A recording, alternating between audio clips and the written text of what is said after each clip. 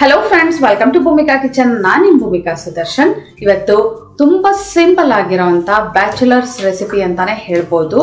Green piece jeera rice ಮಾಡೋದು ಹೇಗೆ ಅಂತ ತೋರಿಸ್ತಾ ಇದ್ದೀನಿ. ಬನ್ನಿ ಮಾಡೋದು ಹೇಗೆ ಅಂತ ನೋಡೋಣ.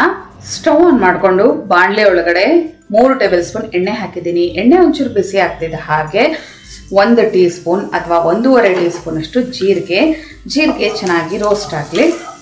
ಜೀರಿಗೆ ಒಂಚೂರು ಚೆನ್ನಾಗಿ ಫ್ರೈ ಆಗ್ತಿದೆ. ಹಾಗೆ 5 ಹಸಿಮೆಣಸಿನ್ಕಾಯಿ ಉದ್ದುದ್ದ ಕಟ್ ಮಾಡ್ಕೊಂಡಿರೋವಂಥದ್ದು, ಜೊತೆಯಲ್ಲೇ 1 ಗರಿ ಕರಿಬೇವಿನ ಸೊಪ್ಪು. ಇದನ್ನು ಹಾಕೊಂಡು ಜಸ್ಟ್ ಒಂದ್ಸಲ ಮಿಕ್ಸ್ ಮಾಡ್ಕೊಳ್ತೀನಿ. ಹಸಿಮೆಣಸಿನ್ಕಾಯಿದು ಒಂಚೂರು ಹಸಿಗಮ ಹೋಗ್ತಿದೆ. ಹಾಗೆ ಒಂದು 5 ರಿಂದ 6 ಕಾಳು ಮೆಣಸು ಕುಟ್ಟಿ ಪುಡಿ ಮಾಡ್ಕೊಂಡಿರೋದು.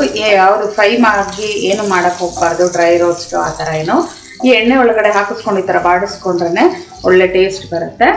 ಇವಾಗ ಮೇನ್ ಇಂಗ್ರೀಡಿಯೆಂಟ್ ಬಟಾಣಿ. ಅರ್ಧ ಕಪ್ ಬಟಾಣಿನ ಬೇಯಿಸ್ಬಿಟ್ಟು ಹಾಕೊಳ್ತಾ ಇದ್ದೀನಿ. ಒಂಚೂರು ಉಪ್ಪು ಹಾಕಿ ಬೇಯಿಸ್ಬಿಟ್ಟು ಹಾಕೋಬೇಕು.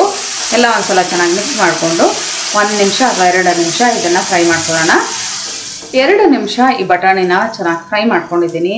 ಆ ಜೀರಿಗೆ ಘಮ ಜೊತೆಗೆ ಆ ಮೆಣಸಿನದು ಖಾರ, ಮೆಣಸಿನ್ಕಾಯ್ದೆಲ್ಲ ಹಿಡಿಬೇಕು. ಇವಾಗ ರುಚಿಗೆ ತಕ್ಕಷ್ಟು ಉಪ್ಪು. ಬಟಾಣಿ ಬೇಯಿಸ್ಬೇಕಾದ್ರೆ ಒಂಚೂರು ಉಪ್ಪು ಹಾಕೊಂಡಿದ್ದೆ. ಇವಾಗ ಒಂದು ಚಿಕ್ಕಿ ಹಾಕೊಂಡಿದ್ದೀನಿ. ಇದಕ್ಕೆ ಎಷ್ಟು ಬೇಕಾಗುತ್ತೆ ಒಗ್ಗರಣೆಗೆ ಅಷ್ಟು ಮಾತ್ರ. ಇವಾಗ ಅನ್ನ ಹಾಕಿ ಮಿಕ್ಸ್ ಮಾಡ್ಕೊಳ್ಳೋಣ.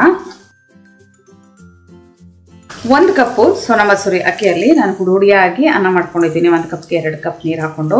ನೀವು ಇದಕ್ಕೆ ಜೀರಾ ರೈಸ್ ಬೇಕಾದರೂ ಉಪಯೋಗಿಸ್ಕೋಬೋದು, ಬಾಸುಮತಿ ರೈಸ್ ಬೇಕಾದರೂ ಉಪಯೋಗಿಸ್ಕೋಬೋದು. ತುಂಬಾ ರುಚಿಯಾಗಿರುತ್ತೆ. ಸ್ಟವ್ ಲೋ ಫ್ಲೇಮ್ ಮಾಡಿಕೊಂಡು ನಿಧಾನವಾಗಿ ಮಿಕ್ಸ್ ಮಾಡ್ಕೊಳ್ಳೋಣ.